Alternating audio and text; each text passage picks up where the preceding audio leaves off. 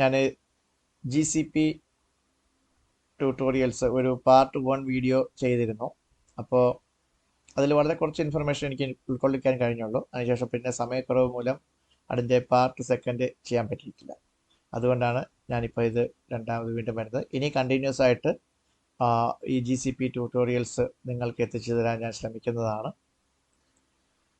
അപ്പോൾ പാർട്ട് 1 നമ്മൾ കണ്ടത് പ്രോജക്റ്റ്, ഓൾറെഡി ക്രിയേറ്റ് ചെയ്ത പ്രോജക്റ്റുകളും അതിനകത്തുനിന്നൊരു പ്രോജക്റ്റ് എടുത്തു അതിൽ നമ്മൾ SSH ഷെല്ല് കണക്ട് ചെയ്യുന്നത് എങ്ങനെയാണെന്നും അതിനകത്ത് നമ്മൾ സെർവറിനകത്തേക്ക് ലിനക്സ് സെർവറിനകത്തേക്ക് എങ്ങനെ നമ്മൾ കണക്ട് ചെയ്തു എക്സ്പ്ലോർ ചെയ്തു അത്ര മാത്രമേ കാണിച്ചിട്ടുള്ളൂ.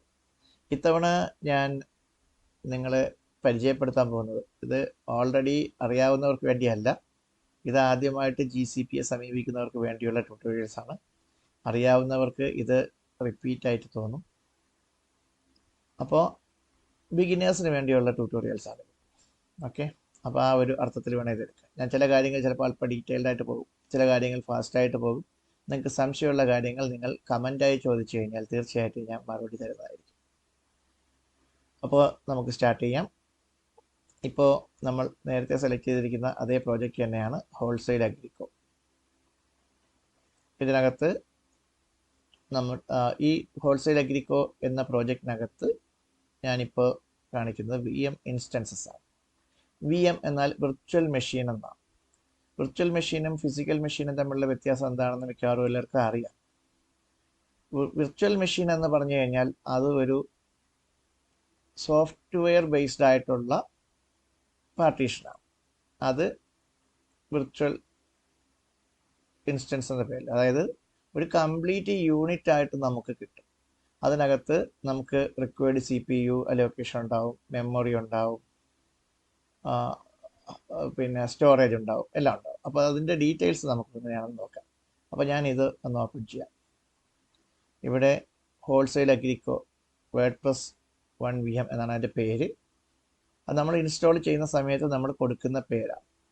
ഓക്കെ, നമ്മൾ ഇൻസ്റ്റാൾ ചെയ്യുമ്പോൾ അത് ഒരു സോണിലേക്കാണ് ഇൻസ്റ്റാൾ ചെയ്തത്. അതാണ് ഇവിടെ US സെൻട്രൽ 1.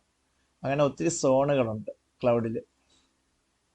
ഓക്കെ, നമുക്ക് ഒരു ഇൻറ്റേർണൽ IP ഉണ്ടാവും. അത് നമ്മുടെ ഇൻറ്റേർണൽ നെറ്റ്വർക്കാണ്. നമുക്ക് സെർവറുകൾ നമ്മൾ കമ്മ്യൂണിക്കേറ്റ് ചെയ്യുന്നതിന് നമുക്ക് IP ആവശ്യമാണ്. ഓക്കെ, അപ്പോൾ ഇതാണ് എൻ്റെ ഒരു ഇത്. നമുക്ക് ഇത് ഓപ്പൺ ചെയ്ത് നോക്കാം. ഇത് ഓപ്പൺ ചെയ്യുമ്പോൾ നേരത്തെ ഞാൻ പറഞ്ഞ പോലെ ഷെല്ല് കണക്ട് ചെയ്യുന്നതിന് നമുക്കിവിടെ ക്ലിക്ക് ചെയ്യുക.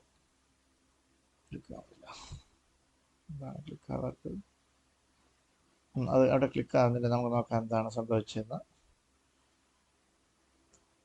ഇതിനകത്ത് നമുക്ക് ബേസിക് ഇൻഫർമേഷൻസ് ആദ്യം നോക്കാം. അതിൻ്റെ നെയിം, പിന്നെ ഇൻസ്റ്റൻസിൻ്റെ ID, ഓരോ ഇൻസ്റ്റൻസിനും ഒരു യുണീക്ക് ID ഉണ്ടാവും, ഡിസ്ക്രിപ്ഷൻ, ഇൻസ്റ്റൻസ് ടൈപ്പ്. ഓക്കെ, ഇത് തൽക്കാലം സ്റ്റോപ്പ് ചെയ്ത് വെച്ചേക്കാം. എന്ന് വെച്ചാൽ ഇപ്പോൾ ഹോൾസെയിൽ അഗ്രിക്കോ എന്ന് പറഞ്ഞ പ്ലാറ്റ്ഫോം റൺ ചെയ്യണില്ല. അതുകൊണ്ട് നമുക്ക് കോസ്റ്റ് സേവ് ചെയ്യാൻ വേണ്ടി നമ്മൾ അതിനെ സ്റ്റോപ്പ് ചെയ്ത് വെച്ചു.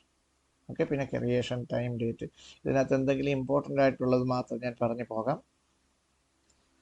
ഇത് ഏത് മെഷീൻ ടൈപ്പാണ്? G1 small. G1 സ്മാൾ എന്ന് പറഞ്ഞു കഴിഞ്ഞാൽ ഏറ്റവും കുറച്ച് റിസോഴ്സ് മാത്രം ഉപയോഗിക്കുന്ന ഒരു കോൺഫിഗറേഷനാണ്. ഈ കോൺഫിഗറേഷനെ കുറിച്ച് നമുക്ക് ഒരെണ്ണം ക്രിയേറ്റ് ചെയ്ത് കാണിക്കുമ്പോൾ നിങ്ങൾക്ക് മനസ്സിലാവും. ഓക്കെ, അപ്പോൾ G1 സ്മാൾ ഉണ്ട്, N1 ഉണ്ട്, അങ്ങനെ കുറേ അധികം കോൺഫിഗറേഷൻസ് ഉണ്ട്. അപ്പോൾ നമ്മുടെ ഈ മെഷീൻ G1 സ്മാൾ ആണ്. ഇതിപ്പോൾ റൺ ചെയ്യാത്തതുകൊണ്ട് ഇതിനകത്ത് ഒത്തിരി ഇൻഫർമേഷൻസ് ഡിസ്പ്ലേ ആവുന്നില്ല. ഓക്കെ, പിന്നെ നമ്മൾ ഇതിനകത്തൊരു ബൂട്ട് ഡിസ്ക് ക്രിയേറ്റ് ചെയ്യും. നമ്മൾ പ്രോജക്റ്റ് ക്രിയേറ്റ് ചെയ്യുന്ന സമയത്ത് ഓട്ടോമാറ്റിക്കലി ബൂട്ട് ഡിസ്ക് ക്രിയേറ്റ് ആവും. ഓക്കെ, ഈ ബൂട്ട് ഡിസ്ക് ഉപയോഗിച്ചിട്ട് നമുക്ക് വേണമെങ്കിൽ പുതിയ ഇൻസ്റ്റൻസ് ഒക്കെ ക്രിയേറ്റ് ചെയ്യാം. ഇതൊക്കെ നമുക്ക് ഇനി വരുന്ന ട്യൂട്ടോറിയൽസിൽ ഓരോന്നോരോന്നായിട്ട് പറഞ്ഞു തരാൻ പറ്റും. ഓക്കെ, അപ്പോൾ നമുക്ക് സ്റ്റെപ്പ് ബൈ സ്റ്റെപ്പായിട്ട് പോകാം.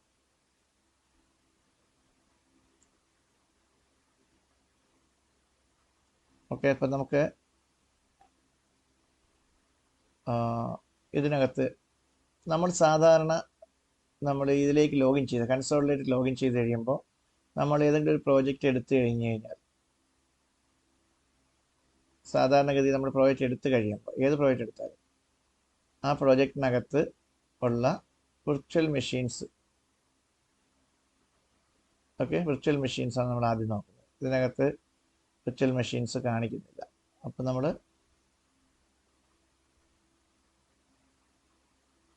VIP ക്ലബ്ബ്, ഇതിനകത്ത് വിർച്വൽ മെഷീനുണ്ട്, അതിൻ്റെ IP അഡ്രസ്സാണ്. അപ്പോൾ ഓരോ പ്രോജക്റ്റ് ഇതിങ്ങനെയാണ്. ഇതിപ്പോൾ എൻജിനിക്സ് എന്ന് പറയുന്ന ഒരു സെർവർ വേർഡ്പ്രസ് ആണ് ഇൻസ്റ്റാൾ ചെയ്തേക്കുന്നത്. അപ്പോൾ നമുക്ക് ഒരു ഇൻസ്റ്റൻസ് നിങ്ങൾക്ക് ക്രിയേറ്റ് ചെയ്ത് കാണിക്കുന്നതായിരിക്കും ബെറ്റർ ഐഡിയ എന്ന് എനിക്ക് തോന്നുന്നു.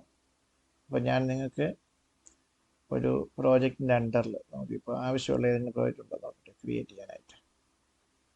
അങ്ങനെ ആവശ്യമുള്ള പ്രോജക്റ്റ് ഉണ്ടെങ്കിൽ ആ പ്രോജക്റ്റ് ക്രിയേറ്റ് ചെയ്യുന്നതായിരിക്കും നല്ലത്.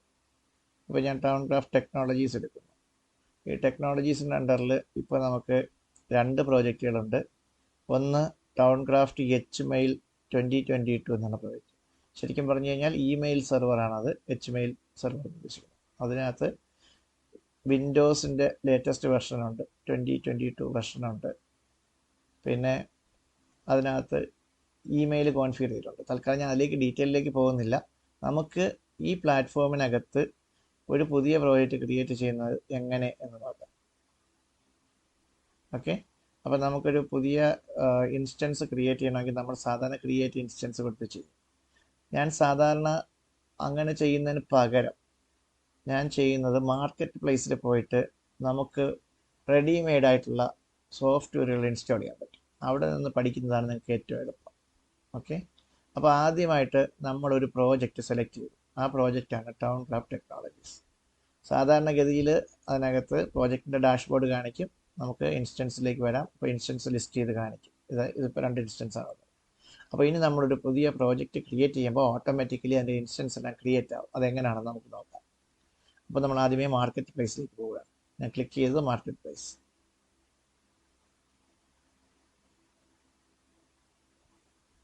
ഓക്കെ, ഇതിനകത്തൊരു അതായത് KYC വെരിഫിക്കേഷൻ പോലെ ഒരു വെരിഫിക്കേഷൻ ഇതിനകത്ത് കാണിക്കുക. ഓക്കെ,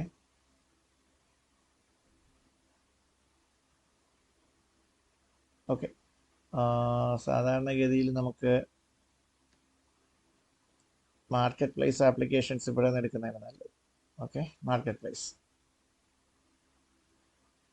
ഓക്കെ, ആ വാണിംഗ് ഇപ്പോൾ ഇവിടെ കാണിക്കുന്നുണ്ട്. അതായത് KYC വെരിഫിക്കേഷൻ പോലെ അത് എല്ലാ വർഷവും വെരിഫൈ ചെയ്യണമെന്ന് എനിക്ക് തോന്നുന്നു. ഇപ്പോൾ ലേറ്റസ്റ്റ് ആയിട്ട് അത് അപ്ലോഡ് ചെയ്യാനുണ്ട്. Okay, so let's ignore that. ഇപ്പോൾ നമ്മൾ നിൽക്കുന്നത് GCPയുടെ മാർക്കറ്റ് പ്ലേസാണ്. എന്താണ് GCPയുടെ മാർക്കറ്റ് പ്ലേസ് എന്ന് പറഞ്ഞാൽ? അതായത് GCPയിൽ നമുക്ക് ക്ലിക്ക് ചെയ്ത് ഇൻസ്റ്റാൾ ചെയ്യാൻ പറ്റുന്ന ഒത്തിരി ആപ്ലിക്കേഷൻസും സെർവേഴ്സും ഇൻസ്റ്റൻസും ഒക്കെ ഉണ്ട്. അപ്പോൾ അത് നമുക്ക് നോക്കാം ഇവിടെ എന്തൊക്കെയാണ് ഉള്ളത്. ഓരോരോ കാറ്റഗറി വൈസ് ആയിട്ട് കുറേയധികം ആപ്ലിക്കേഷൻസ് ഉണ്ട്. അപ്പോൾ നമുക്ക് റെഡി ടു ഗോ സൊല്യൂഷൻസ് ഒക്കെ ഈസി ആയിട്ട് ക്ലിക്ക് ചെയ്ത് ഇൻസ്റ്റാൾ ചെയ്ത് സെറ്റപ്പ് ചെയ്യാൻ പറ്റും. അത് നമുക്ക് ഒത്തിരി ടൈം സേവ് ചെയ്യാനൊക്കെ പറ്റും. ഓക്കെ, ഞാൻ 1-2 ഉദാഹരണങ്ങളൊക്കെ എടുക്കാം. ഇപ്പോൾ ഞാൻ ചെയ്യാൻ പോകുന്നതെന്ന് വെച്ചാൽ നമുക്ക് ഒരു വെബ്സൈറ്റ് ഇൻസ്റ്റാൾ ചെയ്യാണ് വേണ്ടത്. സാധാരണ ഒരു വെബ്സൈറ്റ് ഇൻസ്റ്റാൾ ചെയ്ത് സെറ്റപ്പ് ചെയ്യുന്നതിന് നമ്മൾ ഉപയോഗിക്കുന്ന സോഫ്റ്റ്വെയറിൻ്റെ വേർഡ്പ്രസ് പോലുള്ള സൈറ്റുകളാണ് ഉപയോഗിക്കുന്നത്, ആപ്ലിക്കേഷൻസാണ് ഉപയോഗിക്കുന്നത്.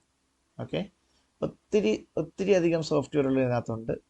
ഇതിനകത്ത് നിങ്ങൾക്ക് നോക്കുകയാണെങ്കിൽ അറിയാൻ പറ്റും. ഇവിടെ അനലിറ്റിക്സിൽ 838 സോഫ്റ്റ്വെയറിൽ അവൈലബിൾ ആണ്. ബിഗ് ഡേറ്റയിൽ 508 അവൈലബിൾ ആണ്. മെഷീൻ ലേണിങ്ങിൽ 372 അവൈലബിൾ ആണ്. ജനറേറ്റീവ് AIയിൽ 60 അവൈലബിൾ ആണ്. വെറുതെയെങ്കിലും നമുക്കൊന്ന് നോക്കാം. ഇതിപ്പോൾ ഞാൻ ഇൻസ്റ്റാൾ ചെയ്യാൻ ഉദ്ദേശിക്കുന്നില്ല. ഇതെല്ലാം ജനറേറ്റീവ് AIയുമായി ബന്ധപ്പെട്ട റെഡി ടു ഗോ ആപ്ലിക്കേഷൻസാണ്. CodeLlama is an AI model built on top of Llama 2, fine-tuned for generating and discussing code. അപ്പോൾ നമുക്ക് കോഡ് അനലൈസ് ചെയ്യാനൊക്കെ പറ്റുന്ന ഒരു പ്ലാറ്റ്ഫോമാണ്. അത് നമുക്ക് ഇൻസ്റ്റാൾ ചെയ്ത് സെറ്റപ്പ് ചെയ്ത് കഴിഞ്ഞാൽ അത് നമുക്ക് ഉപയോഗിക്കാൻ പറ്റും. ഓക്കെ, ഇതെല്ലാം റെഡി ടു ഗോ ആണ്. വെച്ചാൽ ക്ലിക്ക് ചെയ്ത് കഴിഞ്ഞാൽ നമുക്ക് ഓട്ടോമാറ്റിക്കലി ഇൻസ്റ്റാൾ ആവും. പിന്നെ ബേസിക് കോൺഫിഗറേഷൻസ് മാത്രം നമ്മൾ ചെയ്ത് കൊടുത്താൽ മതി. ഇതൊക്കെ ഞാൻ നിങ്ങൾക്ക് ജസ്റ്റ് കാണിക്കാൻ വേണ്ടി എടുക്കുന്നതാണ്. നമ്മൾ ആക്ച്വലി ഇൻസ്റ്റാൾ ചെയ്യാൻ പോകുന്നത് ഇതല്ല. നമുക്കൊരു കാര്യം ചെയ്യാം, തിരിച്ച് നമുക്ക് മാർക്കറ്റ് പ്ലേസിലേക്ക് പോയിട്ട് നമുക്ക് എന്താണോ ഇൻസ്റ്റാൾ ചെയ്യാൻ പറ്റുന്നത് അത് മാത്രം നോക്കാം. ഞാനിപ്പോൾ വേർഡ്പ്രസ് ആണ് ഉദ്ദേശിക്കുന്നത്. വേർഡ്പ്രസ് ഞാൻ നിങ്ങൾക്ക് ഒരു വെബ്സൈറ്റ് പൂർണ്ണമായും ഇൻസ്റ്റാൾ ചെയ്ത് സെറ്റപ്പ് ചെയ്ത് കാണിക്കാൻ പോവുകയാണ്. ഓക്കെ, വേർഡ്പ്രസ്സിനകത്ത് തന്നെ പലതരം പാക്കേജുകളുണ്ട്. അപ്പോൾ നമുക്ക് വേർഡ്പ്രസ് ഗിവൺ ബൈ ബിറ്റ്നാമിയാണ്.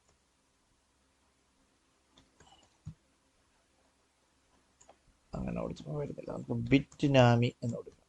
അപ്പോൾ ബിറ്റ്നാമി വേർഡ്പ്രസ് റിസൾട്ട് ഒന്നും വരുന്നില്ല. നമുക്കത് സെർച്ച് ആക്കാം. അപ്പോൾ സെർച്ച് കൊടുത്തപ്പോൾ നമുക്ക് റിസൾട്ട് വന്നു. വേർഡ്പ്രസ് മൾട്ടി സൈറ്റ് ഉണ്ട്, വേർഡ്പ്രസ് മൾട്ടി ടയർ ഉണ്ട്, WordPress certified by Bitnami and Automattic. ഇതാണ് നമുക്ക് വേണ്ടത്. ഓക്കെ, നിങ്ങൾക്ക് സംശയമുള്ളപ്പോൾ നിങ്ങൾക്ക് വീഡിയോ പോസ് ചെയ്യാം, നിങ്ങൾക്ക് വീഡിയോ റിവൈൻഡ് ചെയ്യാം. ഞാൻ വീഡിയോ പറയുന്നത് ഫാസ്റ്റായിട്ട് പോകുന്നു എന്നുള്ളതുകൊണ്ട് നിങ്ങൾക്ക് ടെൻഷൻ വേണ്ട. ഓക്കെ, ഇപ്പോൾ നമ്മൾ WordPress certified by Bitnami and Automattic എടുത്തു. ഞാൻ കുറച്ച് സ്പീഡായിട്ട് പോവും, നിങ്ങൾ ഫോളോ ചെയ്യുക. ഓക്കെ, അപ്പോൾ ഇതിനകത്ത് ആ പാക്കേജിൻ്റെ ഓവർവ്യൂ ആണ് കൊടുത്തിരിക്കുന്നത്. എന്താണ് ആ പാക്കേജ്? അതിൽ തൊട്ടിപ്പുറത്ത് അതിൻ്റെ പ്രൈസിങ് എന്ന് പറയുമ്പോഴത്തേക്ക് ഇത് ശരിക്കും പറഞ്ഞാൽ ബിറ്റ്നാമി വേർഡ്പ്രസ് ഫ്രീ സോഫ്റ്റ്വെയർ ആണ്. അതുകൊണ്ട് നമുക്കതിന് സോഫ്റ്റ്വെയറിന് പൈസ കൊടുക്കേണ്ട ആവശ്യമില്ല. പക്ഷേ ഇൻഫ്രാസ്ട്രക്ചർ, ഗൂഗിളിൻ്റെ GCP പ്ലാറ്റ്ഫോം ഉപയോഗിക്കുന്നത് നമ്മൾ ഇൻഫ്രാസ്ട്രക്ചർ ഫീസ് കൊടുക്കണം. അപ്പോൾ നമ്മൾ VM instance shared vCPU plus 1.7 GB, അതാണ് G1 സ്മോൾ. ഓക്കെ, അത് നമ്മൾ ഇപ്പോൾ ഓട്ടോമാറ്റിക്, അത് ബൈ ഡിഫോൾട്ട് സെലക്റ്റഡ് ആയി കിടക്കുക. അതിൻ്റെ മന്ത്ലി കോസ്റ്റ് എന്ന് പറയുന്നത് 1564.25 മന്ത്ലി. പിന്നെ അതിനകത്ത് നമ്മൾ 10 GB ഡിസ്ക്കാണ്, അതിന് 35.35 പെർ മന്ത്. 10 GBക്ക് 39.35 ആണ് ചാർജ് ചെയ്യുന്നത്. പിന്നെ സ്റ്റാൻഡേർഡ് യൂസർ ഡിസ്കൗണ്ട് എന്ന് പറയുന്ന ഒരു ഡിസ്കൗണ്ട് നമുക്ക് ഗൂഗിൾ തരുന്നുണ്ട്. അപ്പോൾ ആ ഡിസ്കൗണ്ട് ഒഴിവാക്കിയതിന് ശേഷം പിന്നെ വരുന്ന എമൗണ്ട് എന്ന് വെച്ചാൽ 1134. ചുരുക്കി പറഞ്ഞു കഴിഞ്ഞാൽ നിങ്ങൾ ഈ ഇൻസ്റ്റൻസ് ഉപയോഗിക്കുന്നതിന് ഗൂഗിളിന് കൊടുക്കേണ്ടുന്ന മന്ത്ലി ചാർജസ് എന്ന് പറയുന്നത് 1134. ഇതതിൻ്റെ ബേസിക് ചാർജാണ്. പിന്നെ നമുക്ക് ഒത്തിരി ട്രാൻസാക്ഷൻസ്, ഒത്തിരി വിസിറ്റേഴ്സ്, ഹ്യൂജ് ക്വാണ്ടിറ്റി ഒക്കെ വരുമ്പോൾ ഓട്ടോമാറ്റിക്കലി അത് ട്രാൻസാക്ഷൻ ബേസ്ഡ് ചാർജസ് ഈടാക്കും. അപ്പോൾ നിങ്ങളുടെ ബില്ല് ഈ 1134 എന്നതിന് പകരം ചിലപ്പോൾ 2000 ആവാം, 3000 ആവാം, 5000 ആവാം, വലിയ എമൗണ്ടുകളിലേക്കൊക്കെ പോവാം. ദാറ്റ് ഡിപ്പെൻഡ്സ് ഓൺ നിങ്ങളുടെ വെബ്സൈറ്റിനകത്ത് ഉള്ള ട്രാഫിക്കിനനുസരിച്ചിട്ടാണ്. ഓക്കെ, ഇത് ബേസിക് ടാരിഫാണ് ഈ കാണിച്ചിരിക്കുന്നത്. ഓക്കെ, പിന്നെ ഇതിൻ്റെ ഡോക്യുമെൻറ്റേഷനൊക്കെ ഇതിനകത്തുണ്ട്. നമുക്ക് ആ ഡോക്യുമെൻറ്റേഷൻ പോയി നോക്കിയാൽ പല കാര്യങ്ങൾ പഠിക്കാൻ പറ്റും ഈ ഇൻസ്റ്റലേഷനുമായി ബന്ധപ്പെട്ട. ഓക്കെ, പിന്നെ അതിൻ്റെ സപ്പോർട്ട് ഡീറ്റെയിൽസ്, ഗൂഗിൾ മാർക്കറ്റ് പ്രൈസിൻ്റെ സപ്പോർട്ട് ഡീറ്റെയിൽസ് ഒക്കെ നമുക്ക് കിട്ടും. ഓക്കെ, ഇത്രയൊക്കെ ഉള്ളു. പിന്നെ റിലേറ്റഡ് പ്രോഡക്ട്സ്, നമ്മളിപ്പോൾ സെലക്ട് ചെയ്തതുമായി ബന്ധപ്പെട്ട വേറെ പ്രോഡക്റ്റുകളൊക്കെ നമുക്ക് കണ്ടുപിടിക്കണം, ഇവിടെ ഉണ്ടാവും. ഓക്കെ, അപ്പോൾ നമുക്ക് ഇപ്പോൾ റിലവൻ്റ് അല്ലാത്ത കാര്യങ്ങൾ നമുക്ക് സ്കിപ്പ് ചെയ്തിട്ട് നമുക്ക് പ്രോജക്റ്റ് സ്റ്റാർട്ട് ചെയ്യാം. അപ്പം നമ്മൾ ആദ്യമായിട്ട് ചെയ്യേണ്ടത് എന്താണ്? ഗെറ്റ് സ്റ്റാർട്ടഡ് എന്ന് പറയുന്ന ആ ബട്ടണിൽ ക്ലിക്ക് ചെയ്യുക. ഓക്കെ, അപ്പോൾ പ്രോജക്റ്റ് സ്റ്റാർട്ട് എഗ്രിമെൻ്റ് ഒക്കെ വരുന്നു. ടേംസ് ആൻഡ് കണ്ടീഷൻസ് എഗ്രി ചെയ്യണം. Okay, agree. അപ്പോൾ നമ്മൾ എഗ്രി ചെയ്തു, സക്സസ്ഫുള്ളി എഗ്രീഡ് ടേംസ്. ഡിപ്ലോയ് ചെയ്യുന്നതിന് മുമ്പായിട്ട് വേണമെങ്കിൽ നമുക്ക് അതിൻ്റെ കോൺഫിഗറേഷനൊക്കെ ചേഞ്ച് ചെയ്യാം. നമുക്ക് കോൺഫിഗറേഷനൊക്കെ ഒന്ന് നോക്കിയതിന് ശേഷം പോകുന്നതായിരിക്കും നല്ലത്, ലോഞ്ച് ചെയ്യുന്നതിന് മുമ്പായിട്ട്. ഇപ്പോൾ നമുക്കുള്ള കോൺഫിഗറേഷൻ ഇതാണ്. നമുക്ക് ഡിപ്ലോയ് ചെയ്യുമ്പോൾ കോൺഫിഗറേഷൻ ചേഞ്ച് ചെയ്യാൻ പറ്റും. ഇപ്പോഴത്തെ G1 സ്മോൾ ആണ് വെച്ചിരിക്കുന്നത്. ഓക്കെ, നമുക്ക് ലോഞ്ച് ചെയ്യാം. അപ്പോൾ നമുക്കത് ചേഞ്ച് ചെയ്യാനുള്ള ഓപ്ഷൻ വരും എന്നാണ് ഞാൻ പ്രതീക്ഷിക്കുന്നത്. ഓക്കെ, അപ്പോൾ ഇവിടെയാണ് നമ്മൾ ലോഞ്ച് ചെയ്യാൻ പോകുന്നത്. നമുക്ക് ലോഞ്ച് ചെയ്യുന്ന സമയത്ത് നമുക്കിതിന് പേരൊക്കെ കൊടുക്കാം. ഇപ്പോൾ ഇത് വേർഡ്പ്രസ് ആപ്ലിക്കേഷൻ ആയതുകൊണ്ട് ബൈ ഡിഫോൾട്ട് വേർഡ്പ്രസ് 2 എന്ന് വരുന്നു. വേർഡ്പ്രസ് 2 GCP-tutorial എന്ന് ഞാൻ കൊടുക്കുന്നു. ഇത് നമുക്ക് ട്യൂട്ടോറിയലിന് വേണ്ടിയിട്ടാണ്. ഇതിൻ്റെ സോണ് യൂറോപ്പ് വെസ്റ്റ് 9C എന്നാണ് കൊടുത്തേക്കുന്നത്. അത് സോണൊക്കെ നമ്മൾ ചേഞ്ച് ആക്കുമ്പോൾ ഇതിൻ്റെ പ്രൈസിങ് വേരിയേഷൻ വരും. അത് നിങ്ങൾ മറക്കരുത്. ഓക്കെ, പ്രൈസ് എവിടെയാണ്? പ്രൈസ് ഇവിടെയാണ് കാണിക്കുന്നത്. ഇതിനകത്ത് ഇപ്പോൾ മന്ത്ലി എമൗണ്ട് കാണിക്കുന്നതിൽ വ്യത്യാസം വന്നിട്ടുണ്ട്. നേരത്തെ നമ്മൾ കണ്ടതുപോലെ അല്ല. ഓക്കെ, ഇവിടെ എന്താണ് എറർ കാണിക്കുന്നത്? To select G1 small choose a different zone എന്ന് പറഞ്ഞാൽ ആ സോൺ എങ്ങനെയോ ബൈ ഡിഫോൾട്ട് സോൺ മാറിയതുകൊണ്ടാണ്. നമുക്ക് US അല്ലെങ്കിൽ ഏഷ്യൻ സോൺ എന്നൊക്കെ പറയുമ്പോൾ മിക്കവാറും ജപ്പാനിലോ സിംഗപ്പൂരിലോ ഒക്കെ ഉള്ള സെർവേഴ്സാണ് നമുക്ക് കിട്ടുന്നത്. ചിലപ്പോൾ മുംബൈയിലുള്ള സെർവേഴ്സും കിട്ടും. ഓക്കെ, നമുക്ക് ഞാൻ മിക്കവാറൊക്കെ US സോണുകളാണ് എടുക്കാറ്. ഓക്കെ, US East 1 കൊടുക്കാം. ഓക്കെ, ഇപ്പോൾ ആ എറർ മാറിയിട്ടുണ്ടോ? ഇപ്പോൾ എറർ ഇല്ല. ഓക്കെ, അപ്പോൾ നമുക്ക് പ്രൈസിങ് വീണ്ടും പഴയതുപോലെ ആയി. മറ്റേ ആദ്യം പ്രൈസിങ് വരാഞ്ഞതിൻ്റെ കാരണം ആ സോൺ ആക്സസിബിൾ അല്ലാത്തതുകൊണ്ടാണ്. ഓക്കെ, അപ്പോൾ നമുക്ക് വീണ്ടും ആ പ്രൈസിങ് എല്ലാം ഇവിടെ കാണിക്കുന്നുണ്ട്. അപ്പോൾ നമ്മൾ ഇപ്പോൾ നെയിം കൊടുത്തു, സോൺ സെലക്ട് ചെയ്തു. അതിനുശേഷം നമുക്ക് രണ്ട് രീതിയിൽ നമുക്ക് സിസ്റ്റം സെലക്ട് ചെയ്യാം, അതിൻ്റെ ഹാർഡ്വെയർ കോൺഫിഗറേഷൻസ് സെലക്ട് ചെയ്യാം. ഒന്ന് നമ്മളതിൻ്റെ പർപ്പസ് നോക്കിയിട്ടാണ്, ജനറൽ പർപ്പസ് എന്നാണ് പറയുന്നത്. പിന്നെ കമ്പ്യൂട്ട് ഓപ്റ്റിമൈസ്ഡ് ഉണ്ട്, മെമ്മറി ഓപ്റ്റിമൈസ്ഡ് ഉണ്ട്. ഒരു തുടക്കക്കാർക്ക് എല്ലായ്പ്പോഴും ജനറൽ പർപ്പസാണ് നല്ലത്. കമ്പ്യൂട്ട് ഓപ്റ്റിമൈസ്ഡ് എന്നൊക്കെ പറയുമ്പോൾ ഹെവി ആയിട്ട് മെമ്മറിയൊക്കെ യൂസ് ചെയ്യേണ്ടി വരുമ്പോഴാണ് കമ്പ്യൂട്ട് ഓപ്റ്റിമൈസ്ഡിലേക്ക് പോകുന്നത്. മെമ്മറി ഓപ്റ്റിമൈസ്ഡ് അതുപോലെ തന്നെയാണ്. ഇപ്പോൾ വീഡിയോ പ്രോസസ്സിങ് അല്ലെങ്കിൽ ഹെവി ആയിട്ടുള്ള ഓപ്പറേഷൻസ് വരുമ്പോൾ മെമ്മറി ഓപ്റ്റിമൈസ്ഡ് ആയിട്ടുള്ള സിസ്റ്റംസ് നമുക്ക് വേണ്ടി വരും. ഓക്കെ, കൂടുതൽ മെമ്മറി ആവശ്യമുണ്ടെങ്കിൽ നമുക്കത് ഉപയോഗിക്കാം. പക്ഷേ കോസ്റ്റ് അതിനനുസരിച്ച് കൂടും. ഇപ്പോൾ നമ്മൾ കമ്പ്യൂട്ടർ ഓപ്റ്റിമൈസ്ഡ് ആണ് എടുക്കുന്നതെങ്കിൽ അതിനനുസരിച്ച് നോക്കൂ. ഇവിടെ machine type C2 standard 4 virtual CPU 2 core 16 GB memory. Price നോക്കൂ, ഇവിടെ അത് 8314 പെർ മന്തായി. അപ്പോൾ നമ്മൾ 1000 ആദ്യം 1100 സംതിങ് ആയിരുന്നല്ലോ. അപ്പോൾ നമുക്ക് അതുപോലെ മെമ്മറി ഓപ്റ്റിമൈസ്ഡ് ആണെങ്കിൽ പിന്നെയും കൂടും.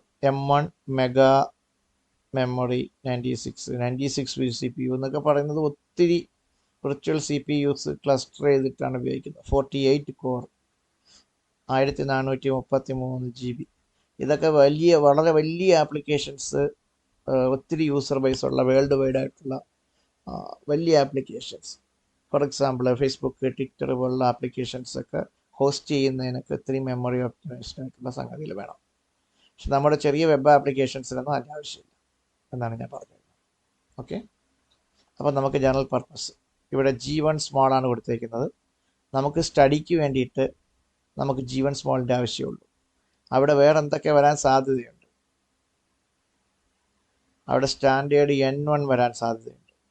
ഇത് ഒരുവിധം മീഡിയം സൈസ് ഇ-കൊമേഴ്സ് വെബ്സൈറ്റിനൊക്കെ ഒരു മന്ത്ലി ആവറേജ് 25,000 വിസിറ്റേഴ്സൊക്കെ വരുന്ന വെബ്സൈറ്റൊക്കെ ആണെങ്കിൽ നമുക്ക് N1 സ്റ്റാൻഡേർഡ് വയ്ക്കാം. അപ്പോൾ ഇവിടെ 2063 അതിൻ്റെ ബേസിക് പ്രൈസ്. ഈ ബേസിക് പ്രൈസ് മാത്രമല്ല ബില്ലിംഗ് എന്നുള്ള കാര്യം നിങ്ങൾ മനസ്സിലാക്കണം.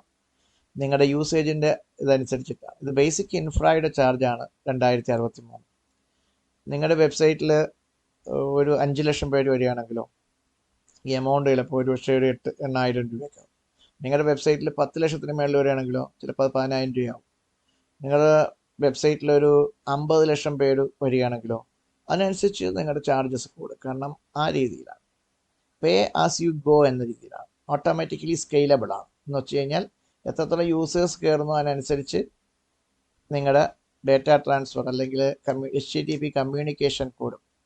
അപ്പോൾ അത് വെച്ചിട്ടാണ് കാൽക്കുലേറ്റ് ചെയ്യുന്നത്. പക്ഷെ വളരെ ചെറിയ വേരിയേഷനിലൂടെയാണ് ഇത് പോകുന്നത്. എന്ന് പറഞ്ഞാൽ ചെറിയ നമ്പർ ഓഫ് യൂസേഴ്സ് വളരെ കുറവാണെങ്കിൽ നിങ്ങൾക്ക് അതിനനുസരിച്ചുള്ള ചാർജ് ആവത്തുള്ളൂ. അപ്പോൾ നിങ്ങളുടെ വെബ്സൈറ്റിൽ ആളുകൾ കൂടുന്നു അല്ലെങ്കിൽ കൂടുതൽ വിസിറ്റ് വരുന്നു എന്ന് പറഞ്ഞാൽ നിങ്ങൾക്ക് കൂടുതൽ ബിസിനസ് അല്ലെങ്കിൽ കൂടുതൽ എക്സ്പോഷർ കിട്ടുന്നതാണ്.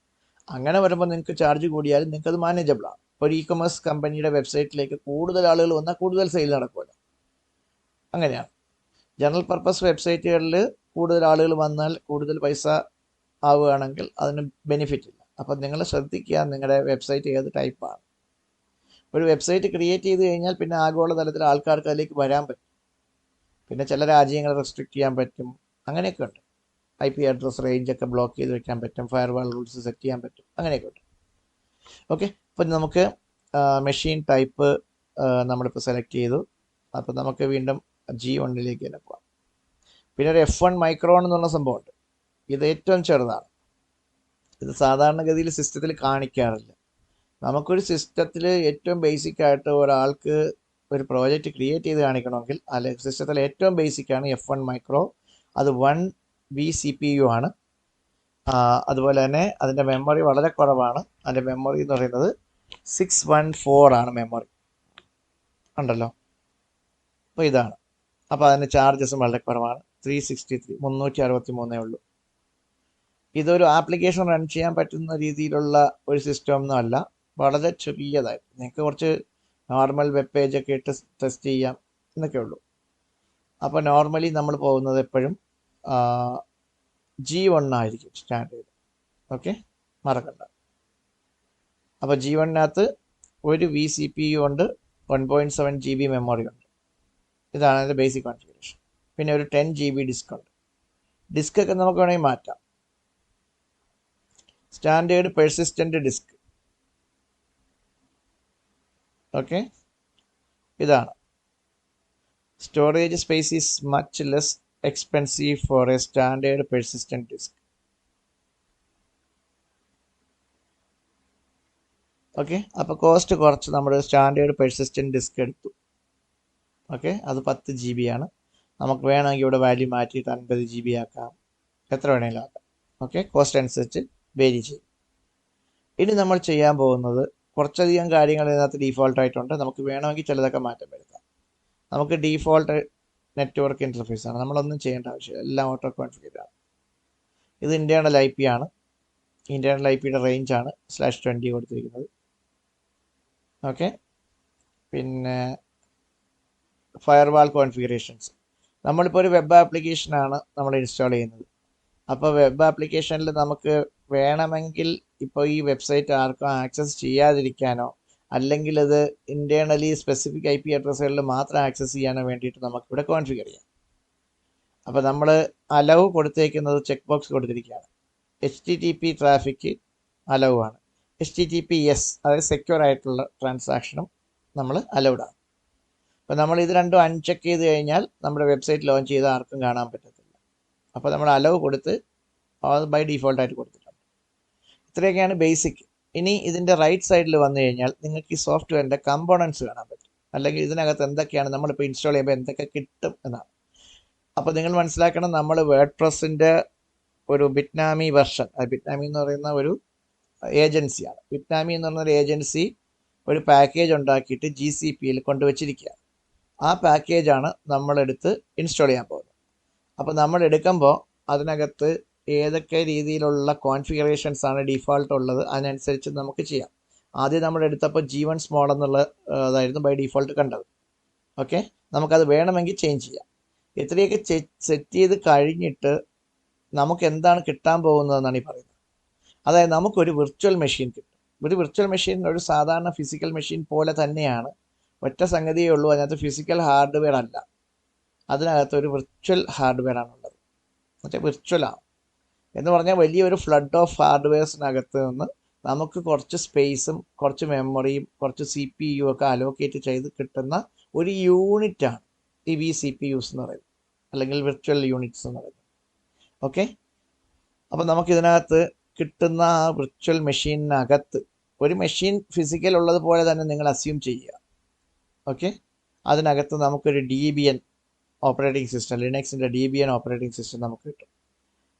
ഓക്കെ, പിന്നെ നമുക്ക് എന്തൊക്കെയോ സോഫ്റ്റ്വെയറുകളും കാര്യങ്ങളൊക്കെ ഉണ്ട്. എല്ലാമൊന്നും ഞാൻ വിശദീകരിക്കുന്നതുമില്ല, എല്ലാമൊന്നും എനിക്കറിയുകയില്ല. ഓക്കെ, അപ്പോൾ ഇതിനകത്ത് എന്തൊക്കെയാണ് ഉള്ളതെന്ന് ഇതിനകത്ത് കാണിച്ചിട്ടുണ്ട്. PECL APC user cache. Okay, അത് ക്യാഷിംഗ് മെക്കാനിസം ആണ്. പിന്നെ അതിനകത്തുള്ളതൊക്കെ ഇതിനകത്ത് എഴുതിയിട്ടുണ്ട്.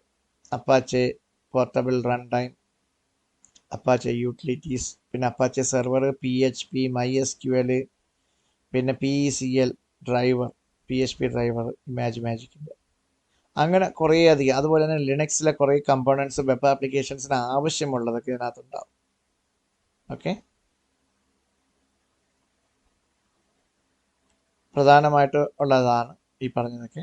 പിന്നെ PHP അറിയാവുന്നവർക്കറിയാം, PHP MyAdmin ഉപയോഗിച്ചിട്ട് MySQL നമുക്ക് മാനേജ് ചെയ്യാൻ പറ്റും. പിന്നെ ഇതിനകത്ത് MariaDB ഒക്കെ ഓൾറെഡി ഇൻസ്റ്റാൾഡ് ആവും. ഓക്കെ, നമ്മൾ ഈ ഒരു വിർച്വൽ മെഷീൻ പ്രൊവിഷൻ ചെയ്യുമ്പോൾ ഓട്ടോമാറ്റിക്കലി ഈ പറഞ്ഞ സോഫ്റ്റ്വെയറുകളെല്ലാം ആ മെഷീനകത്ത് ഇൻസ്റ്റാൾഡ് ആവും.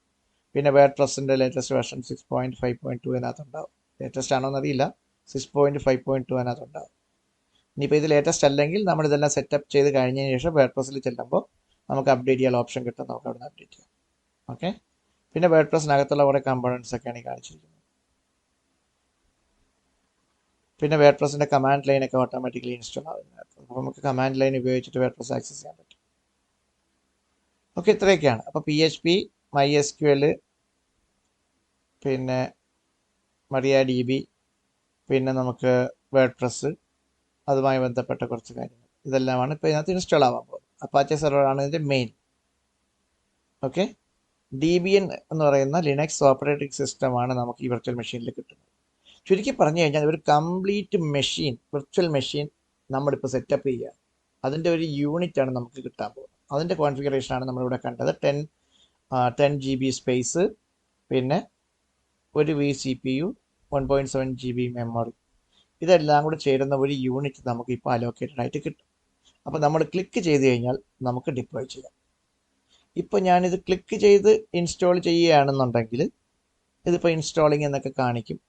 പിന്നെ അത് ഇൻസ്റ്റാൾ ചെയ്ത് കഴിയുമ്പോൾ നമുക്ക് കിട്ടുന്നത് എന്താണോ അത് ഞാൻ നിങ്ങളെ കാണിക്കാം. കാരണം ഞാനിതിപ്പോൾ ഇൻസ്റ്റാൾ ചെയ്യുന്നില്ല, കാരണം നമുക്ക് ഈ പ്രോജക്റ്റ് ഇപ്പോൾ ആവശ്യമില്ലാത്തതാണ്. നിങ്ങൾ ക്ലിക്ക് ചെയ്ത് ഇൻസ്റ്റാൾ ചെയ്തു എന്ന് തന്നെ വിചാരിക്കുക. അപ്പോൾ നമുക്ക് കിട്ടുന്നത് എന്താണ് എന്ന് ഞാൻ നിങ്ങളെ കാണിക്കാം. എക്സിസ്റ്റ് ചെയ്യുന്നൊരു പ്രോജക്റ്റ് എടുത്ത് കാണിക്കാം.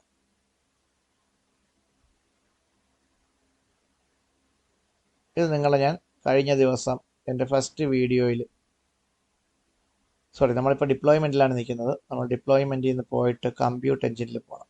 ഓക്കെ, കമ്പ്യൂട്ട് എഞ്ചിനിൽ VM ഇൻസ്റ്റൻസസ്. ഒരു പക്ഷേ നമ്മൾ ഈ ഒരു പ്രോജക്റ്റിലാണ് ഇത് ഇൻസ്റ്റാൾ ചെയ്ത് കഴിഞ്ഞാൽ അങ്ങനെ ഇരിക്കും. ഇൻസ്റ്റാൾ ചെയ്ത് കഴിയുമ്പം ഇങ്ങനെ ഇരിക്കും. ഇപ്പം നമ്മൾ ഇൻസ്റ്റാൾ ചെയ്ത് കഴിഞ്ഞു എന്ന് തന്നെ വിചാരിക്കുക. ഓക്കെ, അപ്പം നമുക്ക് ഇൻസ്റ്റാൾ ചെയ്ത് കഴിഞ്ഞ് ആ ഇൻസ്റ്റൻസ് കിട്ടി. ആ ഇൻസ്റ്റൻസിൻ്റെ ഡീറ്റെയിൽസ് എല്ലാം എങ്ങനെ ഇരിക്കും. ഓക്കെ, നമ്മളൊരു പേര് കൊടുത്തു, ആ പേര് കൊടുത്ത്, മനസ്സിലായില്ലേ, ആ ഡീറ്റെയിൽസ് എല്ലാം ഇവിടെ ഉണ്ടാവും. ഇതിപ്പോൾ ഞാൻ നേരത്തെ ഇൻസ്റ്റാൾ ചെയ്തതാണ്. ഇപ്പോൾ ഇൻസ്റ്റാൾ ചെയ്താൽ ഇതുപോലെയൊക്കെ തന്നെ ആയിരിക്കും. G1 സ്മാൾ ഒന്ന് വന്നു. പിന്നെ ഒരു കാര്യം, ഇതിപ്പോൾ റൺ ചെയ്യണില്ല, ഇതിപ്പോൾ റൺ ചെയ്യാത്ത ഒരു സംഗതിയാണ്. ഇത് റൺ ചെയ്യണമെങ്കിൽ നമ്മളിതിനെ റീസ്റ്റാർട്ട് ചെയ്യണം. നമുക്ക് സ്റ്റാർട്ട് ചെയ്യാവുന്നതേ ഉള്ളൂ. ഓക്കെ,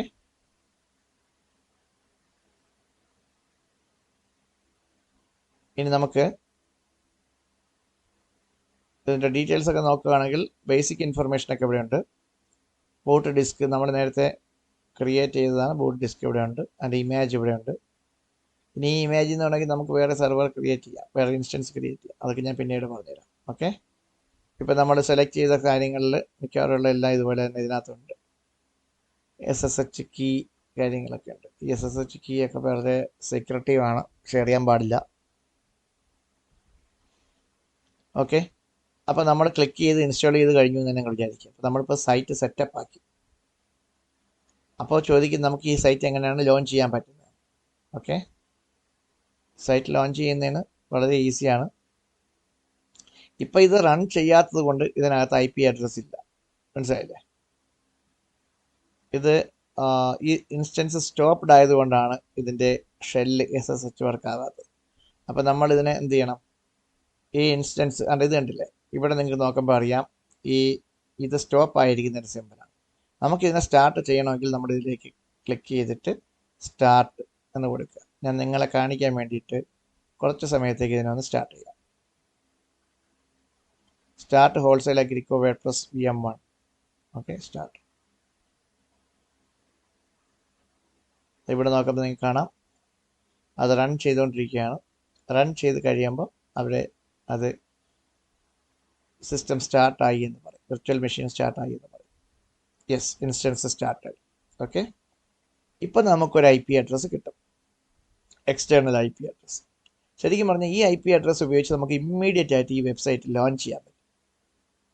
നമുക്ക് ട്രൈ ചെയ്യാം.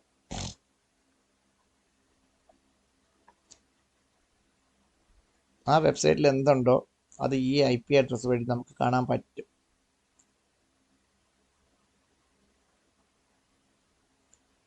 IP address refused to connect. അപ്പോൾ നമുക്ക് എന്താണെന്ന് നോക്കാം, അതിൻ്റെ റീസൺ എന്താണെന്ന് നോക്കാം. ഓക്കെ, അപ്പോൾ നമ്മൾ ഇതിലാണ് നിന്നത്. അവിടെ എനിക്ക് തോന്നുന്നു ഇപ്പോഴും അത് റൺ ചെയ്തുകൊണ്ടിരിക്കുന്നതേ ഉള്ളൂ. ഇവിടെ ഇപ്പോഴും അത് റൊട്ടേറ്റ് ചെയ്യുന്ന കാണുന്നതല്ലോ. This instance being staged and will soon be running. അപ്പോൾ റണ്ണിങ് ആയിട്ടില്ല. IP അഡ്രസ്സൊക്കെ വന്നു, സ്റ്റിൽ റണ്ണിങ് ആണ്. അപ്പോൾ അതുകൊണ്ടാണ് നമുക്ക് കണ്ടന്റ് കിട്ടാഞ്ഞത്. നമുക്ക് ആ സമയം കൊണ്ട് നമുക്ക് ഇതിൻ്റെ മറ്റ് ഫീച്ചേഴ്സൊക്കെ ഒന്ന് നോക്കാം. ഇവിടെ നമുക്ക് start, resume, stop, suspend, reset, ഇങ്ങനെ കുറേ ഓപ്ഷൻസൊക്കെ ഉണ്ട്. ഇതിനകത്ത് കുറേ അധികം ഓപ്ഷൻസൊക്കെ ഉണ്ട്. ഇപ്പോൾ എല്ലാ ഓപ്ഷൻസൊന്നും ഒരുപക്ഷെ എനിക്ക് എല്ലാ ഓപ്ഷൻസും അറിയണമെന്നില്ല. ഞാൻ സ്ഥിരമായിട്ട് ഉപയോഗിക്കുന്ന കുറേ അധികം ഓപ്ഷൻസ് നിങ്ങൾക്ക് പറഞ്ഞു. ഇത് മൊത്തവുമായിട്ട് നമുക്ക് എല്ലാ കാര്യങ്ങളും നമുക്ക് എപ്പോഴും ആവശ്യവും വരുന്നില്ല. Create A group based on this VM, പിന്നെ labels, delete, refresh, import VM, ഇങ്ങനെ കുറേ സംഗതികളുണ്ട് ഇതിനകത്ത്. ഇതൊക്കെ നിങ്ങൾക്ക് ഈസി ആയിട്ട് മനസ്സിലാക്കാൻ പറ്റുന്നതേ ഉള്ളൂ. ഇമ്പോർട്ട് VM എന്ന് വെച്ചാൽ നിങ്ങൾക്ക് വേറെ ഏതെങ്കിലും ഒരു VMൻ്റെ ഇമേജ് ഇതിലേക്ക് ഇമ്പോർട്ട് ചെയ്തെടുക്കാം. അങ്ങനെയാണെന്നുണ്ടെങ്കിൽ പ്രീ കോൺഫിഗർ ആയിട്ടുള്ള സംഭവം നിങ്ങൾക്ക് കിട്ടും. ഓക്കെ, സ്റ്റോപ്പും സസ്പെൻഡും ഒക്കെ നിങ്ങൾക്ക് അറിയാമായിരിക്കുമല്ലോ. സ്റ്റോപ്പ് ചെയ്യാന്ന് വെച്ചാൽ ഇൻസ്റ്റൻസ് സ്റ്റാർട്ട് ചെയ്ത് കഴിഞ്ഞാൽ നമുക്ക് സ്റ്റോപ്പ് ചെയ്യാം. സസ്പെൻഡ് ചെയ്യാൻ പറഞ്ഞാൽ നമുക്ക് സസ്പെൻഡ് ചെയ്തിടാം. ഓക്കെ, ഇത്രയേ ഉള്ളൂ. പിന്നെ ലേബൽ ചെയ്ത് കഴിഞ്ഞാൽ നമുക്ക് ഈസി ആയിട്ട് ഐഡൻറ്റിഫൈ ചെയ്യാം. ഇത്രയേ ഉള്ളൂ. ഇത് യൂസറിന് പെർമിഷൻ അലോക്കേഷൻ അങ്ങനെയുള്ള സംഭവങ്ങളൊക്കെ. തൽക്കാലം നമുക്ക് ഇതിനകത്ത് ബൈ ഡിഫോൾട്ട് ലോഗ്ഡ് ഇൻ യൂസറിനെ അസൈൻ ചെയ്തിട്ടുണ്ട്. ഇത് റൊട്ടേറ്റ് ചെയ്തുകൊണ്ടേ ഇരിക്കുന്നുള്ളൂ. എന്താണെന്ന് മനസ്സിലാവണില്ല. ഒരുപക്ഷെ ഇൻ്റർനെറ്റ് കണക്ടിവിറ്റിയുടെ ഇഷ്യൂ ആണോ? എന്തായാലും നമുക്ക് കുറച്ച് സമയം വെയിറ്റ് ചെയ്യാം, എന്താണ് സംഭവിക്കുന്നത് നോക്കാം. വർക്ക് ആകുന്നില്ലെങ്കിൽ നമുക്ക് ഈ പേജ് മൊത്തത്തിൽ റിഫ്രഷ് ചെയ്യാം. ഒന്ന് റിഫ്രഷ് ചെയ്ത് നോക്കാം എന്താണ് സംഭവിക്കുന്നതെന്ന് അറിയാലോ. അത് ഇനിയും റൊട്ടേറ്റ് ആണ് ചെയ്യുന്നതെങ്കിൽ ഇപ്പം നമുക്കത് റണ്ണായിട്ടുണ്ട്. ഓക്കെ, റണ്ണായിട്ടുണ്ട്. IP അഡ്രസ്സിൽ മാറ്റമൊന്നും ഇല്ലാന്ന് തോന്നുന്നു. 66107. നമുക്ക് ഒന്നുകൂടി ഒന്ന് റൺ ചെയ്ത് നോക്കാം.